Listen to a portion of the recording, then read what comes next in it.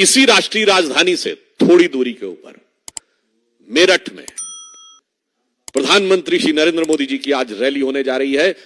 उस धरती से जो 1857 के प्रथम स्वातंत्र्य समर का उद्घोष करने वाली उस धरती के साथ पे खड़े होकर आज एक भारत श्रेष्ठ भारत के विचार का उद्घोष करने वाली, उस विचारधारा और परंपरा का निर्वाह करने वाली भारतीय जनता पार्टी, जिसने प्रथम स्वतंत्रता संग्राम कहा, उसका नेतृत्व करते हुए मोदी जी आज रैली करेंगे। और यहां पर उसी भारत के प्रथम स्वतंत्रता संग्राम को गदर, सिपाही विद्रोह, म्यूटनी कहने वाली, विदेशी विचारधारा के प्रभाव में रहने वाली, हिंदू धर्म, भारतीय संस्कृति का अपमान करने वाली, भ्रष्टाचार में आकंठ डूबने वाली और विश्वसनीयता का राजनीति में संकट खड़ी करने वाली पार्टियों का एक स्वरूप नजर आएगा।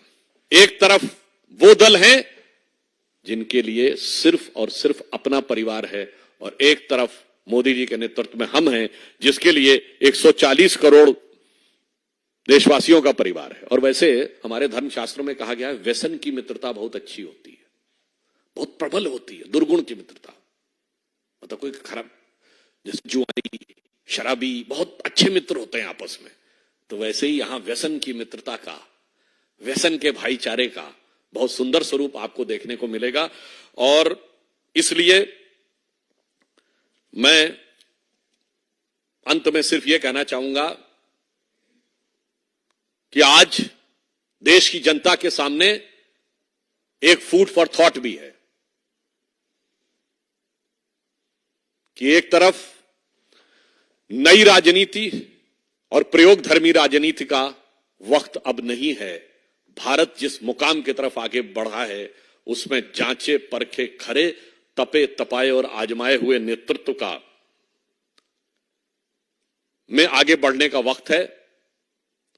और जिस प्रकार का छल इसी रामलीला मैदान पे इस देश की जनता के साथ हुआ था कि नई राजनीति, भ्रष्टाचार के विरुद्ध संघर्ष, जिसमें कभी अन्ना हजारे थे, किरण बेदी थी, कुमार विश्वास थे और अन्य लोग थे, जन लोकपाल था जहां शपथ ली गई थी।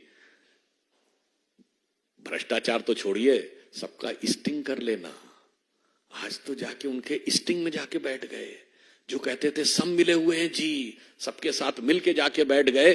तो मुझे लगता है कि एक तरफ वो था और आज जिस प्रकार के महारथियों के साथ आकर खड़े हैं, तो मुझे लगता है कि शायद उनके लिए वो पुराने गीत की एक पंक्ति कही जा सकती है कि रहते थे कभी जिनके दिल में ये जान से भी प्यारों की तरह, बैठे हैं उन्हीं के कूचे में पर आज गुनहगारों की तरह।